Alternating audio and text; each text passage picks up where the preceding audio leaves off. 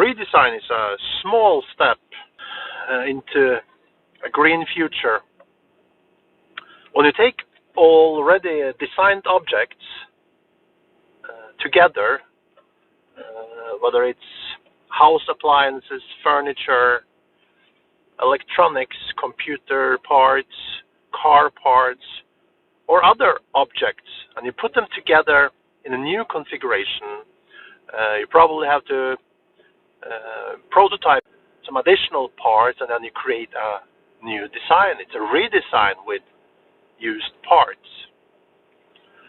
I think this approach is very necessary to tackle the waste challenges our overproduction in the industrial era has given us.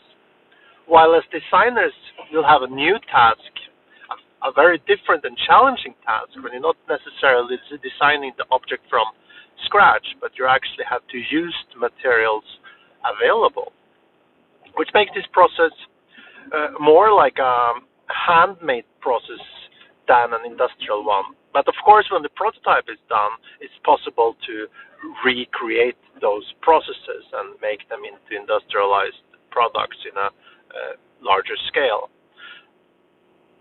But this approach is creating a lot of work for hands and designer, and it's a new challenge to tackle this new design approach where a lot of pre-given sets are already there, and you have to work around it and try to make them adjust and fit together. So by using products the market has defined as waste or very low value, that means objects that are for sale or are on its way to the trash fill are a potential resource that can be used in a redesign process, where you take the design object and you tear it apart piece by piece, you clean it, you modify it, you probably paint it, and you make it nice and shiny again. And you're not only restoring it back to its glory, but you're actually giving the product, the object, a different feature, a totally different feature, or a variation of it, or a totally new look. Whereas it will be not as an old product, it will become a new product, where the designer is the maker and the designer is creating this unique artifacts for the marketplace. And by doing so, we are saving a lot of, not only, I'm not going to go into the discussion about why we would do this. I think that's quite obvious for most people today. But saving not only great design parts, but also saving the environment.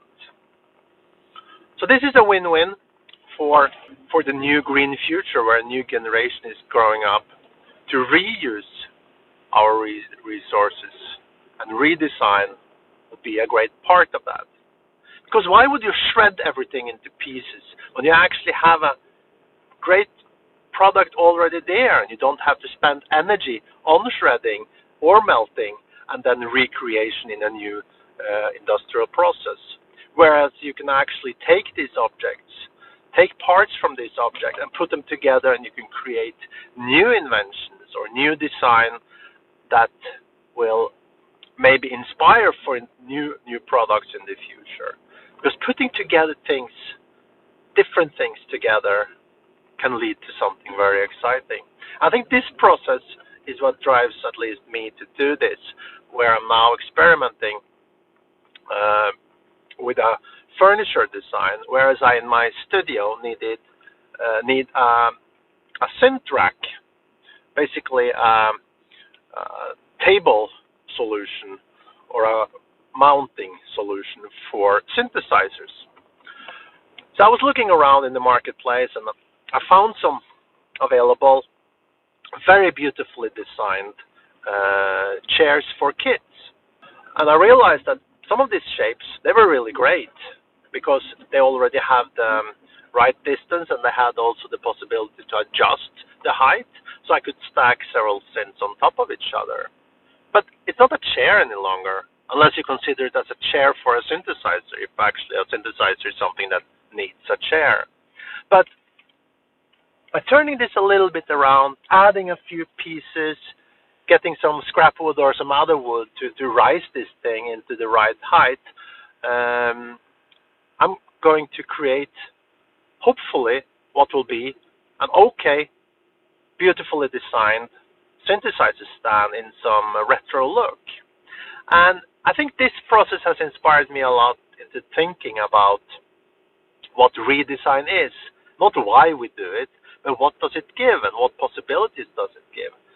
Because it's a lot of resources available suddenly, which is at a low cost, because the marketplace has defined this object as waste. It hasn't a value in its own. It needs a new design and a new process or a new recreation to actually become something. And that's where the added value comes in, where designers and the creative people have a lot where the masses don't, where we can actually give something unique and cool, and sometimes a little bit quirky and odd, and the market doesn't want it, but we make something new. And that's what drives at least me to do some of this work.